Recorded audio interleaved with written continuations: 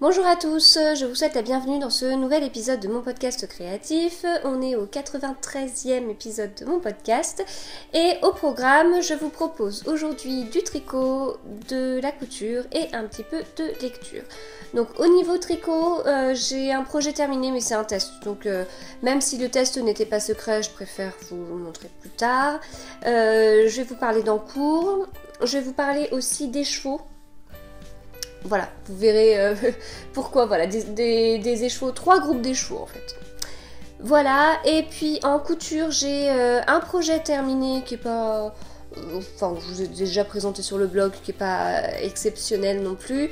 Et puis des petits projets terminés avec des chutes de tissu, et je vous parlerai très rapidement lecture. Voilà. Alors tout d'abord ce que je porte aujourd'hui, eh bien c'est le pull Magdalena de Fernand Lafabrique que j'avais terminé la semaine dernière, enfin je vous l'avais présenté dans mon dernier épisode de podcast. J'ai tricoté en alpaca de Drops, voilà, la couleur est à peu près comme ça, donc vous voyez c'est de l'alpaca mix, là ça se voit bien hein, que c'est un peu chiné. J'ai tricoté ce pull avec 2 fils d'alpaca. Que vous dire d'autre? Je l'avais tricoté dans le cadre du Calego qu'on avait organisé avec Alice du Lapin d'Alice qui s'est terminé. Et voilà, un immense merci aux participantes. Le tirage au sort a été fait, donc voilà, certaines d'entre vous ont eu la chance de remporter de jolis lots. Donc merci aussi aux sponsors. Et voilà, donc on passe à la partie actu. Alors, partie actu, donc les vidéos que j'ai enregistrées récemment. Alors déjà, il y a une première vidéo sur les utilisations des Progress Keeper. J'en ai pas à côté de moi. Mais les Progress Keeper, ce sont des anneaux marqueurs où il y a des petits mousquetons au bout. Et en fait, avec le petit mousqueton, on peut accrocher ça dans les mailles de nos tricots. Et en fait, j'ai eu envie de vous parler de différentes utilisations parce que... voilà, en général on connaît une voire 2 utilisations des Progress Keeper et en fait j'en ai découvert d'autres, et il doit en exister beaucoup d'autres, mais en tout cas moi je les ai utilisées d'autres façons, donc j'avais envie de vous partager ça. Cette vidéo d'ailleurs je l'avais mise en ligne juste avant mon dernier épisode de podcast, mais je savais pas que j'allais le faire comme ça, donc je vous en avais pas parlé dans mon dernier épisode de podcast. Voilà, donc il y a cette vidéo.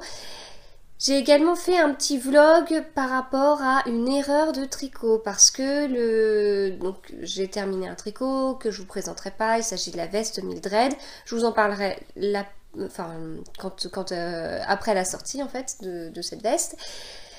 Donc j'ai principalement tricoté ça durant la semaine qui vient de s'écouler. Et je me suis rendu compte d'une grosse erreur, ça devait être jeudi soir. C'était jeudi soir. J'étais en train de terminer le corps, donc une fois qu'on finit le corps de cette veste, après on a toutes les mailles à relever pour faire la bande de boutonnage quoi.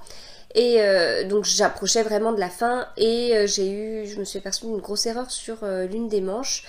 Parce que au moment où j'ai remis le corps et les manches ensemble, j'ai comme vrillé ma manche. Alors c'est pas tout à fait vrillé, mais je l'ai tournée.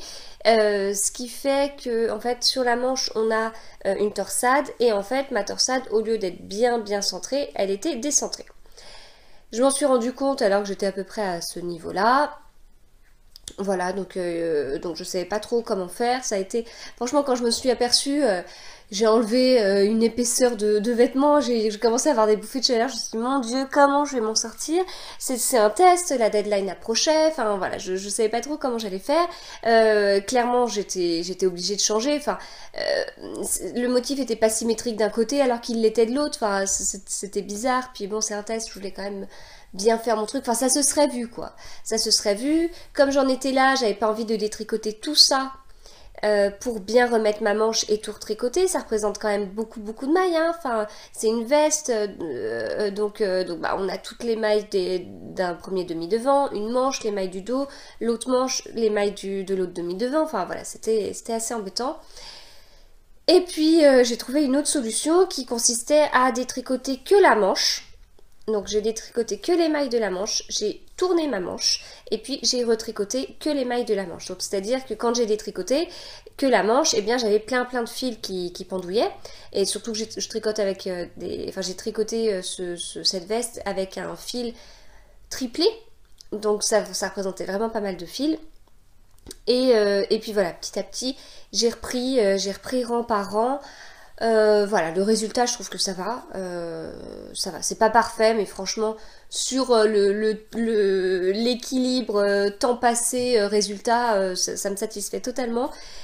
Mais voilà, c'était quand même un sacré truc. Et si j'ai fait cette erreur, c'est parce que en fait, j'ai rallongé le corps et les manches parce que j'avais le bon échantillon au niveau du nombre de mailles, mais pas au niveau du nombre de rangs. Donc, j'ai dû faire plus de rangs. Sauf que quand j'ai arrêté mon corps et que j'ai arrêté mes manches, j'étais pas au même niveau du motif et je m'en suis pas rendu compte en fait. Donc, j'ai commencé à faire le rang en fait de rassemblement du corps et des manches, et c'est en faisant ce rang que je me suis dit non, il y a un truc qui va pas, ça va pas le faire, voilà, ça va pas le faire, il faut que je remette le corps et les manches au même niveau du motif. Donc j'ai détricoté ce que j'avais fait, j'ai recontinué chacune des manches en faisant quelques rangs en plus pour arriver au même truc, au même stade. Et je pense que c'est là que j'ai dû faire l'erreur en fait. J'ai pas dû m'arrêter au bon endroit. Vu que j'avais déjà commencé à rassembler, j'avais plus d'anneaux marqueurs, j'ai dû faire mon erreur à ce moment-là, quoi. Et puis je m'en étais pas rendu compte. Bref, donc je vous parle de ça dans un petit vlog en vous montrant ce que j'ai fait. Voilà, c'est aussi pour partager, pour éventuellement donner des idées à certains. Et puis j'ai aussi besoin de partager parce que c'était un peu stressant. Et puis une dernière vidéo parce que j'ai été au salon du livre samedi et du coup c'était pour vous montrer tout ce que j'avais acheté là-bas. Voilà, donc maintenant je passe à la partie tricot.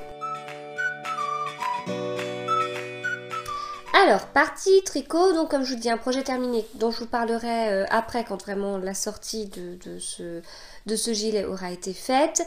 Au niveau des encours, alors j'ai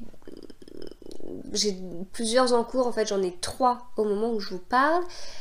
Il y en a un que j'ai pas du tout avancé, il y en a 2 que j'ai un peu avancé, mais concrètement je n'ai tricoté quasiment que le test que je vous montre pas. Donc du coup je vais vous montrer l'un de ces 2 encours quand même, parce que depuis la dernière fois que je vous ai parlé de cet encours, il a un petit peu avancé. Il s'agit du pull Windfell de Jennifer Steingass, qui est un pull avec un jacquard, et on commence ce pull par le bas.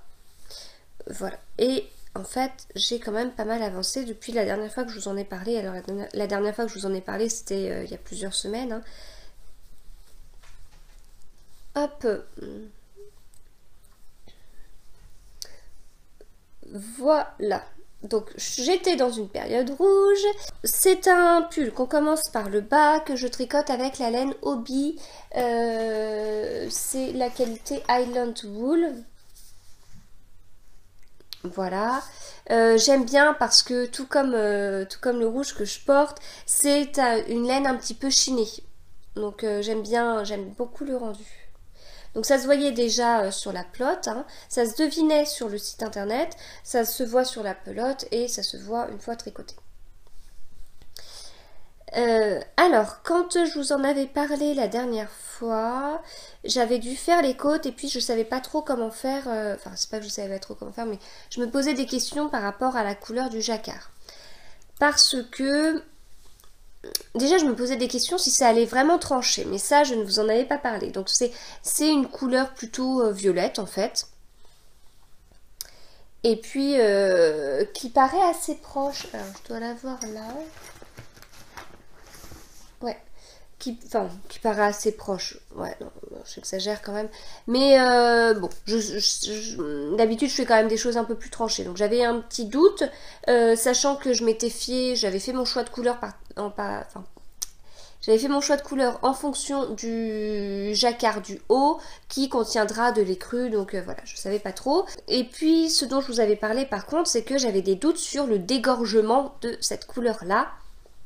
Donc ce que j'ai fait, c'est que j'avais ma pelote comme ça, J'ai mis ma pelote en écheveau, enfin c'est-à-dire que je l'ai déroulée en fait. J'ai déroulé entre deux hautes chaises. Voilà, j'ai fait le tour des deux hautes chaises, donc je me suis retrouvée avec la pelote déroulée à peu près de ce diamètre-là, et puis voilà, ça faisait un écheveau déroulé quoi. J'ai plongé, non, je l'ai pas plongé dans l'eau, je l'ai mise dans la baignoire et avec, je l'ai rincé en fait. Donc avec le jet d'eau, je l'ai vraiment mouillé quoi, je l'ai rincé. Et une fois que je l'ai rincé, j'ai bien essoré. Et là, quand j'ai essoré, il y a un petit peu de cette couleur-là qui est sortie. Donc quand je l'ai rincé, en fait, l'eau coulait plutôt transparente. Et c'est au moment où j'ai essoré que il y a eu comme un jet de couleur là. Et hop, voilà. Donc là, je me suis dit, aïe. Donc du coup, j'ai continué, j'ai bien rincé, j'ai essoré, j'ai rincé, j'ai essoré, j'ai rincé, j'ai essoré, jusqu'à ce que l'eau me paraisse transparente. Et voilà. Et puis ensuite, j'ai bien laissé sécher. Et puis, bah, je l'ai mise en cake. Voilà. Donc ça m'a permis de faire mon petit jacquard du bas. Et puis ensuite, j'ai continué à dérouler. Alors, je vous le montre comme ça, mais normalement, les milieux sont plutôt là. Et en fait, sur les côtés, on a tout un jeu de diminution. Donc le corps sera cintré et ensuite, enfin là j'ai fini d'ailleurs les diminutions et puis je vais faire quelques rangs encore avant de procéder aux augmentations. Voilà, donc c'est un tricot qui est très sympa pour lire parce que avec ma veste Mildred, en fait avec les torsades je pouvais pas lire. Voilà, donc ça avance notamment dans ces moments-là. Donc sinon au niveau du fil, rien de spécial à dire, c'est pas un fil rustique par rapport au petit lambswool de Biche et Buche, c'est pas une laine rustique, mais on n'est pas sur du mérino non plus quoi, voilà. Donc c'est quelque chose entre deux. C'est par rapport à la Drops peut-être, et encore que c'est pas tout à fait pareil parce que la Drops par exemple là j'ai tricoté de l'alpaca est quand même très poilu. La Nord j'ai déjà tricoté mais je me rappelle plus. Globalement c'est quand même des fils plus poilus sur la Drops, que là on n'est pas sur un fil poilu hein. Là on n'est pas sur un fil poilu, voilà. Mais en tout cas j'aime bien le rendu. Et puis au niveau du jacquard, bah c'est donc ça c'est mon envers de jacquard, et au niveau du jacquard voilà, ça se met plutôt bien quoi. Mieux parfois que de la mérino. Voilà, donc ça c'est pour mon encours Winfell. Et puis je pense que je vous parlerai la prochaine fois de mon autre encours qui est le pull tricoté moi que j'avançais aussi, notamment quand je lisais, mais bon comme je vous dis c'était pas mes encours principaux, donc les avancées sont pas extraordinaires. Maintenant je vais vous parler de tous mes écheveaux là dont je voulais vous parler. Donc déjà, je ne vous l'avais pas dit la dernière fois parce que j'avais oublié, c'est que Emeline de la marque Yarn Eline m'a offert ce joli écheveau. Donc en fait elle m'a offert un écheveau et elle m'a laissé choisir la couleur et j'ai choisi celle-là. C'est un écheveau dans la collection Monsieur et Madame et il s'agit de Monsieur Farceur. Voilà, donc c'est de la 100% Merino Superwash, 400 mètres pour 100 grammes. Et alors, la couleur, oui, globalement c'est quand même plutôt ça. C'est magnifique. Voilà, il est vraiment magnifique. Donc c'est une nouvelle marque de laine teinte main. J'aime beaucoup ces couleurs, je vous en ai déjà un petit peu parlé sur Instagram, j'aime beaucoup ces couleurs. Enfin oui, j'aime beaucoup son travail sur les couleurs en fait. Donc voilà, elle a plusieurs couleurs, elle a déjà un univers à elle et j'aime beaucoup. Voilà, donc un immense merci Emeline pour cet écheveau. Alors, je voulais vous parler du Mystérical de Marie-Amélie qui va commencer début avril. Donc quand j'ai vu ça, j'avais trop hâte, j'ai tout de suite été regarder. Donc je ne la soutiens pas sur Patreon, mais je m'étais quand même abonnée aux petits messages qu'elle pouvait y mettre. Et quand j'ai vu dans ma boîte mail un message sur un Mystérical, j'ai tout de suite été regarder son message, j'ai été regarder sur Ravelry, puis j'avais hâte qu'elle en parle sur Instagram et tout. Enfin, c'était voilà, c'était un peu un petit mini événement quoi, mais c'était vraiment génial. Donc, dans ce Mystérical, elle parle d'une petite histoire, enfin, tout va être autour d'épices, donc voilà, on va parcourir une route avec 5 épices, chaque semaine il y aura un épice différent, donc si je me trompe pas, les indices seront donnés les mardis. Alors, il s'appelle, enfin, moi je parle d'indices, mais en fait c'est plutôt des escales. Les escales seront chaque mardi. La première escale, si je me trompe pas, ce sera le poivre. Et en fait, concrètement, il faut, si on veut participer, il faut 3 écheveaux, 2 écheveaux d'une couleur principale et un écheveau d'une couleur secondaire avec, bien sûr, que tout aille bien ensemble. Elle nous propose de faire un échantillon avec quelques points pour pouvoir voir si pour nous ça va ensemble. Et elle dit également que il y aura de la brioche dans ce Mystérical. Donc si on souhaite s'entraîner à la brioche, eh bien il faut le faire avant. D'ailleurs, j'avais fait un tuto sur la brioche, si ça vous intéresse de participer au cal, que vous n'avez jamais fait de brioche et que vous voulez vous entraîner. Alors, moi j'ai regardé tout de suite dans mon stock. Alors, ce truc là de 2 écheveaux plus 1, c'est quelque chose que j'ai quasiment pas dans mon stash, puisque moi j'ai surtout 3 écheveaux. J'ai surtout 3 écheveaux d'une même couleur, ce qui représente une quantité pull ou gilet, ce qui est ce que je tricote le plus. Donc je voulais pas casser mes trios, hein, surtout que en général c'est 3 écheveaux quand même du même bain. Les seuls cas où c'est pas tout à fait ça, c'est des écheveaux que j'ai achetés sur des salons, où j'ai moins... ça arrive moins souvent en fait que j'arrive à avoir 3 écheveaux du même bain. Mais voilà, je voulais pas casser mes trios. Donc en fait, il ne me restait qu'une possibilité, c'était d'utiliser ces 2 écheveaux de Madeleine et Philibert en Mary Single coloris Windsor que j'avais acheté à un méga destache. Méga destache, c'est que j'avais dû les payer 10 € là, je crois. Voilà, donc là, ceux-là, je les ai... enfin, j'ai que 2 écheveaux de cette couleur-là. Et puis, pour la 3e couleur, eh bien, j'ai 7 écheveaux de la marque Holland, marque irlandaise, et c'est aussi de la single, voilà, et coloris Host. En fait, à la base, je voulais surtout utiliser cet écheveau-là. C'est un écheveau que Alice m'a offert à Noël et que du coup j'aime beaucoup, voilà, qui est précieux pour moi. Donc voilà, et puis j'aime beaucoup la couleur. Enfin, voilà, c'est vraiment une couleur chaude.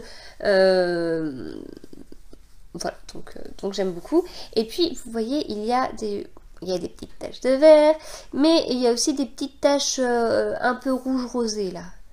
Là, à l'intérieur, on voit un petit peu et tout. Et du coup, je me disais qu'avec ça, c'était pas mal. Vous voyez, là aussi. Je trouvais que c'était pas mal. Donc déjà, je voulais beaucoup utiliser cet écheveau. Je voulais utiliser ceux-là parce que c'est les seuls qui correspondaient aux critères 2 écheveaux d'une même couleur pour la couleur principale. Le tout va bien ensemble parce que c'est que de la single. Après on peut faire single, mélanger single et laine retordue, mais bon, moi je préférais pas. Voilà. Et en plus, on sait que Alice aime beaucoup les laines de Catherine, Madeleine et Philibert. D'ailleurs, Catherine que j'ai vue pour la première fois à l'AEF et c'était un vrai plaisir de la rencontrer. Et voilà, du coup, pour moi, la boucle était bouclée. Il y avait une super signification derrière tout ça. J'aimais beaucoup. Sauf que Marie-Amélie parlait des chevaux de 400 mètres. Et les 3, en fait, bon, c'est de la single, et souvent la single, c'est 365 ou 366 mètres, voilà. Donc voilà, du coup, je suis un petit peu embêtée. Alors, autant, enfin, on se dit entre 366 mètres et 400 mètres, il n'y a pas une différence de malade.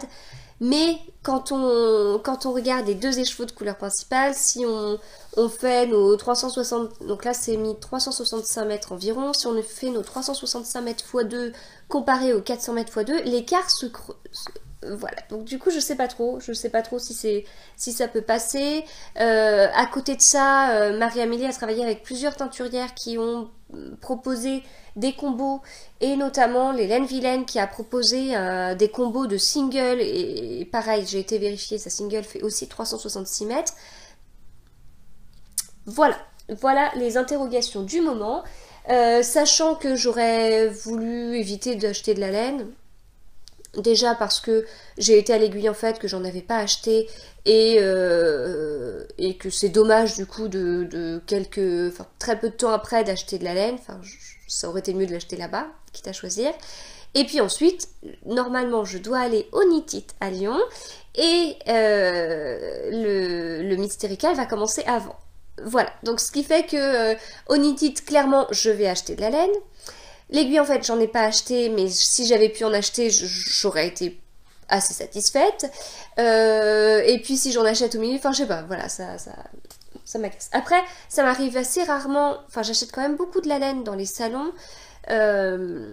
Si au final je dois en acheter entre des salons, bon c'est peut-être l'occasion d'aller vers des teinturières que je vois peut-être pas, que j'ai pas l'occasion de voir dans des salons pour en profiter aussi. Bref, voilà où en sont mes réflexions. Donc ça c'est pour le Mystérical de Marie-Amélie. Et je termine avec d'autres écheveaux qui sont des écheveaux d'Heidi Heidi dans la base bébé chameau et soie, le coloris crocodile. Donc ça je vous en avais parlé cet été parce que au tout début Stéphanie m'avait offert des écheveaux en bébé chameau et enfin voilà, elle m'avait offert des écheveaux, j'avais choisi le coloris crocodile en bébé chameau et puis je savais pas ce que j'allais en faire à ce moment-là, j'hésitais et puis en regardant l'un des épisodes de Cécile de Que font mes mains, je me suis dit mais bien sûr je vais faire comme elle, je vais faire le Quiet Stars de Rory Locatelli qui était dans l'interprétation je sais plus combien et en fait Cécile l'avait fait ce gilet avec une qualité pareille, bébé chameau et soie de laine amourée. Et elle m'avait dit qu'il n'y avait eu aucun souci, ça avait pas. Parce que le risque de la composition 50% bébé chameau, 50% soie, c'est que ça prenne bien ses aises au blocage. Donc j'avais un petit peu peur. J'en avais parlé notamment avec Ludivine d'Arcoïrician qui m'avait donné un peu son avis sur le style de tricot qu'on pouvait faire avec. Et c'est marrant parce que moi je partais sur un style totalement différent. Et puis alors que j'étais dans ces réflexions là, c'est là que j'avais vu un épisode de Cécile où elle portait justement son Quiet Star, c'est qu'elle en parlait et je m'étais dit mais oui bien sûr, c'est vrai qu'elle l'avait fait dans cette base là. Sauf que du coup il fallait plus de 3 écheveaux et au final la couleur avait un tout petit peu changé depuis le moment où Stéphanie m'avait envoyé les écheveaux cet été et donc à l'AEF elle m'a permis d'échanger les écheveaux et voilà, du coup ça me fait 4 écheveaux de la même couleur pour pouvoir faire mon Quiet Stars de Rory Locatelli. Voilà, donc je vais pas le commencer tout de suite. Vous savez, j'avais fait je vous avais parlé de ma folie tricotesque où j'allais commencer plein de choses et puis au final j'ai commencé moins de choses que prévu parce que avec celui-là j'avais une deadline par rapport au cal, parce qu'après je me suis lancée dans un test qui n'était pas prévu où j'avais une deadline et du coup voilà j'ai un peu laissé de côté mon truc, même si mes autres encours, alors à part le pull Bresset, mais les 2 autres encours, le Windfell et le pull tricoté moi, j'alterne vraiment bien. Enfin, c'est-à-dire que dans la journée, je tricotais principalement ma veste Mildred et un petit peu chacun des 2 autres pulls. Donc voilà, enfin je vais voir, je vais peut-être déjà essayer d'arriver à la séparation du corps et des manches pour les 2 pulls et puis peut-être monter après, peut-être le Herry pareil en Heidi coloris olive dont je vous avais parlé la dernière fois parce que j'avais fait l'échantillon et puis peut-être qu'après je commencerai celui-là. Voilà, il va falloir voir comment je m'organise mais ça peut être comme ça. Voilà, du coup j'ai fini pour la partie tricot, je passe à la partie couture. Alors, partie couture, pas de grandes nouveautés puisque j'ai cousu un t-shirt Marcel d'Ikati Couture, c'est-à-dire que soit j'ai une phase où je couds des jasmins d'Ikati, soit j'ai une phase où je couds des Marcel, et bien là j'ai une phase où je faisais des Marcel. Donc c'est un t-shirt Ikati pour mon fils que j'ai fait assez rapidement hein, parce que comme d'habitude, un t-shirt avec une surjeteuse, ça se déroule sans souci. Donc au niveau du tissu qui est assez rigolo, donc moi je le trouve très indien mais en fait en réalité c'est pas vraiment des plumes hein, qu'on voit. C'est un tissu que j'ai acheté au tissu myrtille de Lorient quand j'étais en vacances en Bretagne. Alors, tissu myrtille, je connaissais déjà celui de Nantes, qui était bien, voilà, mais celui de Lorient, franchement, il était vraiment, vraiment top, j'ai adoré. L'intérieur était plus sympa que celui de Nantes. Au niveau du choix, bon, j'avoue que je me rappelle plus trop celui de Nantes, mais en tout cas, à Lorient, il y a un choix de fou, des prix très intéressants. Donc j'ai pas acheté que ça, hein. À la base j'y allais pour acheter justement un jersey pour mon fils, puis en fait je suis ressortie avec d'autres trucs. Au niveau des jerseys, il y a vraiment beaucoup de choix. Je vois par rapport à ce que je trouve à Mondial Tissu, qui est un peu restreint là, vraiment il y avait beaucoup de choix. Les broderies anglaises aussi. J'en ai pris une.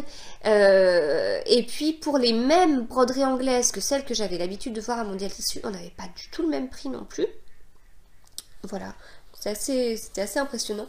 Donc voilà, puis là c'est un jersey que je trouve de bonne qualité parce qu'il est vraiment, il est épais quoi. Voilà, je trouve épais. Enfin c'est quand même un jersey, c'est quand même un jersey comme ça. Hein. C'est pas, on n'est pas sur un tissu sweat, mais je le trouve quand même assez épais et voilà, je le trouve de bonne qualité. Et puis pour le bord-côte, c'est un petit bord-côte que j'avais acheté au tissu du renard en Vendée. En gros, ça vient de Bretagne et ça vient de Vendée. Voilà, la côte atlantique est à l'honneur dans ce petit t-shirt. C'est un bord-côte, j'avais acheté un bon rouleau de bord-côte bleu marine il y a un petit moment, puis voilà, je l'utilise petit à petit. Donc voilà pour ce nouveau Marcel. Et puis alors, l'autre couture terminée, ce sont des petits marque-pages que j'ai fait selon le tuto de Machin Chouette sur Instagram. Donc quand j'avais vu son tuto sur Instagram, déjà, avant d'avoir vu son tuto, j'ai vu sa photo Instagram. Et je trouvais ça assez rigolo, ces petits marque-pages. Et puis après, elle a mis un tuto en story permanente. Donc j'ai trouvé ça extra, puis j'ai voulu en faire. Alors là, je vous en montre, j'en ai fait 3 pour mon fils. Voilà. Donc oui, il y a marque-page et marque-page. Il y a les marque-pages qu'on connaît, voilà, qui sont très très rectangulaires. Et puis il y a ces petits marque-pages qui font un peu origami, où du coup on met la page là, et puis voilà, c'est assez rigolo. Donc ça c'est ce que j'ai fait pour mon fils. Voilà, je me suis un peu amusée. Pour ma dernière, j'ai fait celui-là. Donc là, elle a la tête de la Reine des Neiges, et puis derrière, il y a Olaf. Ceux de ma grande, ils sont dans sa chambre, je ne les ai pas pris. Et moi, je me suis fait celui-là. Donc vraiment des petits restes. Voilà, vraiment des... Limite, d'habitude, quand j'ai ces restes-là, selon, je garde pas forcément la chute. Maintenant, je gardais la chute de tissu. Et petits restes, donc c'est un peu le même principe que les lingettes démaquillantes, sauf que au lieu d'avoir 2 tissus, on en a 3. Donc on a ce carré qui a été plié et ce carré. Mais sinon c'est le même principe, c'est vraiment le même principe, sauf que du coup on met notre carré plié en deux, en sandwich entre les deux carrés, et puis voilà, on retourne. Donc quand on retourne, il faut juste faire attention à ce que ça ce soit du bon côté, parce que là, normalement c'est plus ça. C'est-à-dire que c'est... Enfin, après chacun fait comme il veut, mais c'est-à-dire que l'idée est plus de mettre le marque-page sur cette page-là en fait. Et pour celui de ma dernière, je me suis trompée en fait quand j'ai retourné, juste, parce qu'en fait quand je dis qu'on a retourné, c'est parce qu'on coud endroit contre endroit nos 2 carrés, et puis on vient mettre celui-là en sandwich. Puis à un moment donné, on coud en laissant une petite ouverture, on retourne sur l'endroit, et puis on a cette languette là. Donc cette languette là, soit elle est d'un côté, soit elle est de l'autre quoi. Et puis là, je l'ai mise de ce côté-là, puis j'ai tout cousu, puis là je me dis, j'avais prévu de mettre plutôt la Reine des Neiges en dos et de cacher un peu la tête d'Olaf, c'est pas ce que j'ai, et voilà, c'est juste que je me suis trompée sur ça, mais j'ai pas décousu pour refaire, tant pis. Tant pis. Donc du coup, en plus du fait que ce soit pas le personnage que je voulais qu'on voit sur le dos, eh bien c'est de l'autre côté, c'est-à-dire que là c'est pas la même page qu'on mettra dans notre ouverture. Bon, concrètement, on a tendance un peu à utiliser les marque-pages comme ça. Alors, juste avant de terminer la partie couture, je voulais vous faire un petit retour à nouveau sur mes lingettes démaquillantes, dont je vous en avais parlé la dernière fois, sauf que là, j'ai passé mes lingettes à la machine, et je voulais vous montrer ce qu'il en était, parce que j'ai eu quelques questions, notamment quand on se maquille avec du noir, avec qu'on met pas mal de fond de teint, etc. Alors, moi, j'avoue que je mets pas beaucoup de fond de teint, j'en mets pas tous les jours. J'ai utilisé j'ai bien utilisé mes lingettes lavables quand j'ai mis du fond de teint, mais voilà, j'en mets pas tous les jours. Par contre, je mets de l'anti-cerne et en fait mon pinceau avec lequel j'applique mon anti-cerne, je l'ai nettoyé avec une lingette justement. Donc là, au niveau quantité de matière, on était pas mal. Sur voilà, de la matière bien teintée et tout, on était pas mal du tout. Donc ça peut donner déjà une petite idée de comment ça évolue avec si on se démaquille vraiment le visage avec alors qu'on a mis du fond de teint. Et puis bah, comme je vous disais, moi je mets du crayon noir, du mascara, la plupart du temps de l'eyeliner, et voilà. Et donc c'est pour ça que, donc ça c'est une lingette non lavée, non utilisée encore. C'est pour ça que j'avais voulu à tout prix de l'éponge grise pour pouvoir masquer les soucis de couleur. Et donc on les a passés en machine et voilà comment ça ressort. Donc j'en ai pris deux parce que je sais plus, voilà, ce qui est sûr c'est qu'au moins sur l'une des deux j'ai quand même pas mal utilisé pour me démaquiller quoi. Et voilà, donc c'est pas taché. C'est pas taché, on les a passés à 40 degrés, je ne les ai pas repassés. Voilà, je n'avais pas lavé mes tissus avant. Et voilà, donc si on compare, bah là effectivement l'éponge est plus fouillis quoi. De l'autre côté, bon bah là c'est pas repassé. Je crois qu'elles ont un petit peu rétréci, pas de beaucoup mais c'est un petit peu rétréci et voilà. Donc au niveau tâche, bah moi je vois rien quoi. Voilà. Donc ça, c'était pour la partie couture. Du coup, je termine avec la partie lecture.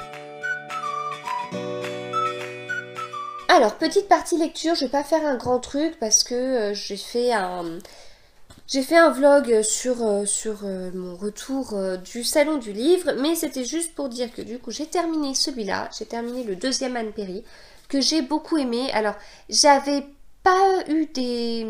Bon, je vous renvoie à des épisodes précédents où je vous avais expliqué que je notais les livres que je lisais et que j'avais noté notamment la première fois que j'avais lu ce livre, puisque je l'ai relu pour la deuxième fois. Je l'avais lu en mai 2012 et j'avais noté que j'avais pas... j'avais mis une note de 3,5 sur 5, ce qui n'était pas extraordinaire. Et voilà. Et en fait, je l'ai beaucoup plus aimé que ce que je l'avais aimé la première fois. Je n'en avais pas beaucoup de souvenirs, ça fait mal. En 7 ans, j'avais pas mal oublié. Comment je vais faire avec tous les livres que je voudrais lire si à chaque fois que j'en lis un, je l'oublie. Mais bon, ça c'est pas grave. Mais j'adore cette période, j'adore me plonger dans cette période. Voilà. Bon, déjà, la condition des femmes, c'est toujours... Comme je vous disais, soit on se dit, on voit le verre à moitié plein et on se dit, waouh, quelle évolution, c'est bien. Soit on voit le verre à moitié vide et on se dit, non mais mon Dieu, en tant d'années, on n'a toujours pas réussi à avoir la même considération que les hommes. Voilà, à chacun de voir comme il veut les choses, mais en tout cas c'est très intéressant, c'est très intéressant, ça fait prendre du recul aussi, et puis voilà, enfin je sais pas, j'aime bien un peu cette ambiance. Donc je n'aime pas la condition des femmes à ce moment-là, mais voilà, à chaque fois, souvent hein, dans des livres comme ça, il y a toujours une fille qui va un peu se rebeller contre cette condition-là, et donc c'est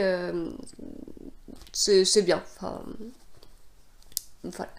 Donc ça c'était le deuxième, je voulais à tout prix lire le troisième et puis je m'étais dit tiens peut-être que je le trouverais au salon du livre, pas de bol, hein, bon c'est pas un livre hyper récent, il y avait les 2 premiers tomes mais c'est parce qu'ils étaient réunis dans un même livre et je pense que c'est pour ça en fait, ce livre qui réunissait les 2 premiers tomes devait être une nouveauté, c'est pour ça que ça devait être là-bas. Mais voilà, je compte bien lire le troisième sans souci. Et en fait, quand je l'ai terminé, bah, j'étais vraiment dans cette ambiance-là et j'étais pas prête à lire un autre policier ou un autre thriller dans un autre milieu, quoi. En fait, j'ai regardé au Salon du Livre des thrillers qui se passent plus dans notre période et j'étais pas prête en fait à passer à un livre comme ça. Je voulais rester moi dans ma période avec un côté très Agatha Christie, quoi. Vraiment des romans policiers presque très scolaire, quoi, très carré, très voilà, c'est-à-dire qu'on nous met vraiment dans un cadre et puis bon, Agatha Christie a tendance à bien nous poser dans le cadre qu'on connaît, puis ensuite avec l'assassin, paf, elle nous fait sortir du cadre, quoi. Enfin, je sais pas comment dire, elle nous met vraiment dans un petit moule en nous faisant croire qu'on va rester dans le petit moule et avec l'assassin, hop, elle est sortie du moule et elle nous a bien eu. Bon, là au niveau de l'assassin, on reste quand même dans le moule, mais voilà, on est quand même dans un cadre très très classique. On connaît les suspects, on connaît bien les suspects, on n'a pas trop peur non plus, hein, c'est pas non plus un thriller. Le meurtrier fait partie des suspects, les suspects à chaque fois. Enfin, ils tournent quoi, on les voit un par un une première fois, puis on les revoit un par un, puis on les revoit un par un, et puis voilà, petit à petit, ça se passe comme ça. Donc voilà, en tout cas je l'ai beaucoup aimé et je compte vraiment lire la suite et je veux pas lire d'autres policiers avant d'avoir lu la suite. À la limite des Agatha Raisin parce que c'est moins des policiers, mais en tout cas voilà, je veux replonger dans cette période-là. Et donc au salon du livre, bah voilà, comme j'avais fini la veille un livre, ça c'est quand même top, hein, parce que la dernière fois au salon Aiguille en fait, j'avais pas fini la veille tous mes encours tricot, quoi. Donc là, avoir fini tous ces livres et puis être prête pour des nouvelles lectures, c'était assez sympa. Bon, en réalité, j'ai quand même des livres qui m'attendent à la maison parce que j'ai toujours le Andrea Jap où j'ai encore 2 tomes à lire et j'ai un Agatha Raisin qui m'attend, mais bon. On oublie tout ça, hein, et j'ai quand même acheté des livres, et notamment, pour voir les livres que j'ai achetés, je vous donne rendez-vous sur le vlog, je vais pas faire la liste ici, bon, j'en ai pas acheté tant que ça pour moi, mais c'est plutôt pour vous parler du livre que je suis en train de lire, du coup, c'est le livre de Virginie Grimaldi, Le premier jour du reste de ma vie, que donc je l'ai acheté samedi, au salon du livre, et je l'ai commencé dès le samedi soir. Donc j'ai pas lu énormément parce qu'en fait je lisais pendant les pubs de ce que je regardais à la télé. Voilà, et on rentre tout de suite dans l'histoire. Donc j'ai lu le prologue et 2 chapitres. Mais c'est quand même sympa quand même d'avoir lu un prologue et 2 chapitres en 22 pages. Hein, dans les livres d'Anne Perry, les chapitres sont beaucoup plus longs. Là, l'écriture est rapide, on rentre tout de suite dans l'histoire. Enfin, ça m'arrive pas tout le temps. Hein. C'est vrai qu'à chaque fois, quand je change de livre, bah, j'espère... quand c'est un livre que je connais, style Agatha Raisin, je sais comment ça va se passer, mais quand je prends un livre que je connais pas trop, bon bah j'ai qu'une seule espérance, c'est que je sois tout de suite prise dans l'histoire, quoi. Il y a toujours ce doute, est-ce que je vais galérer les 2-3 premières pages pour rentrer petit à petit dans l'histoire, ou est-ce que je vais tout de suite être aspirée dedans, et là on est tout de suite aspiré dedans. Voilà, donc l'auteur n'était pas là, mais d'après ce que j'ai vu, elle est bien enceinte. Donc c'est pas un policier, ça fait très lecture. De toute façon, je pense que beaucoup d'entre vous l'ont déjà lu. Moi j'arrive un peu après la bagarre, mais ça fait... pour moi ça faisait très, très livre, salon du livre. Je sais pas si au final ça fera pas style un Marc Lévy écrit par une femme. Enfin... Voilà, bon, Marc Lévy dans le bon sens du terme, j'avoue que maintenant j'en lis pas vraiment, mais bon, faut voir quoi. Voilà, faut voir comment ça va être, mais pour l'instant je suis plutôt assez contente. Voilà, du coup j'ai fait le tour de tout ce que j'avais à vous dire. Voilà, j'espère que cet épisode vous aura plu. En tous les cas, n'hésitez pas à me laisser un commentaire et tout. La prochaine fois, je peux pas vous dire d'avance le programme parce que je sais pas, j'ai quand même 2 tests terminés qui ne sont pas encore sortis au moment où j'enregistre. Hein, donc je sais pas ce que je pourrais vous présenter. Mais j'espère que je pourrai vous en présenter. Et puis bah moi je vous souhaite du coup une super bonne semaine et je vous dis à bientôt.